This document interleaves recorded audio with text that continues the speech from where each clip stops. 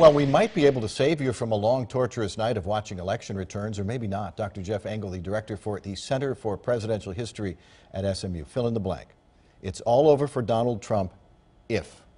If he doesn't take Florida. The math really favors Hillary Clinton for the electoral math. Forget the popular vote, that doesn't matter. What really matters is who can get to 270, and it's really, really hard to think of any mathematical way for Trump to get to 270 without Florida. Because you know certain states are going to go a certain way.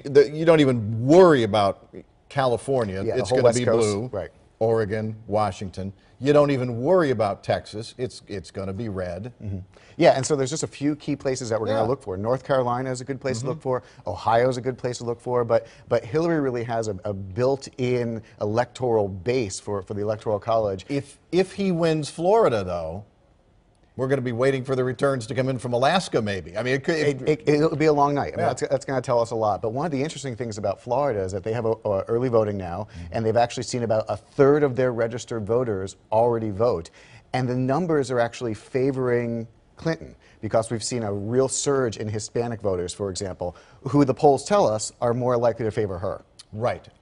We've seen from 4 years ago a marked increase in registrations and turnout, apparently, of white voters and Hispanic voters, a dip in African-American voters in spite of the best efforts of the president and the first lady. Well, it's really hard to recreate the excitement of 2008, but at the end of the day, the Clinton people do have a lot of money and investment in the get out the vote work, and they're probably going to really drive people to the polls. There's no doubt that this late-breaking email story damaged Hillary Clinton. At the very least, if it didn't damage her and persuade voters, it dampened enthusiasm, and people who just aren't fired up to vote may just stay home. Well, it did, and it really diffused all the enthusiasm that she had, and the enthusiasm that she had, perhaps even talking about getting a mandate. But let's go back a few months, though, because one of the interesting things to do is to take the longer view of the election, because the FBI, of course, sort of threw a hand grenade in at the last minute.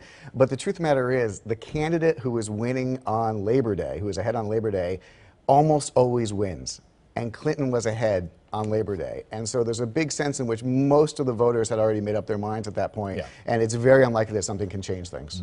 But conventional wisdom in this election has been it's been completely out. There is something that worries you, and this came in the final debate. Let's take a look.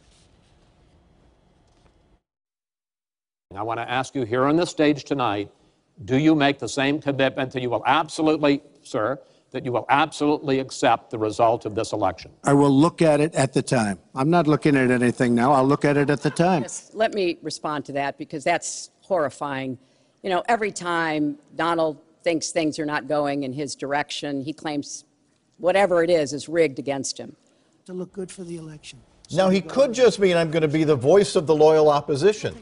He could, but that is not really his MO. This is a really unprecedented thing for a candidate to say ahead of time they're not going to respect the results of the election. So it's unprecedented that they even have to be asked that question. Well, because up until now, it has been assumed that... because but he brought it up, and he keeps bringing it up. He keeps talking about this being a rigged system and a rigged election. And frankly, his followers believe that the system is rigged against them. So what I'm really interested in, if it turns out that Trump loses, is he capable of coming out and giving a concession speech that gets his followers to remember that at the end of the day, they are invested in this country even though they lost the election? They are still Americans, they still have neighbors, and they still need to move forward, and we still need to have some way of getting the government to do the things that the people actually need, even though they lost this election. But the word lost and lose and concede, those are not really words we usually see in Donald Trump's vocabulary. Right.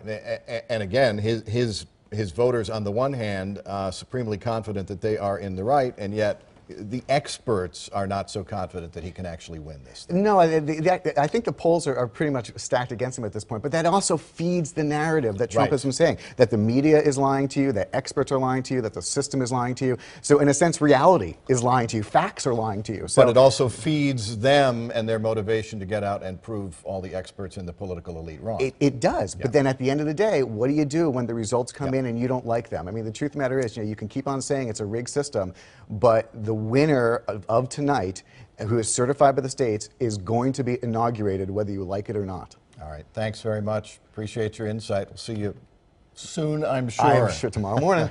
All right, Jenny.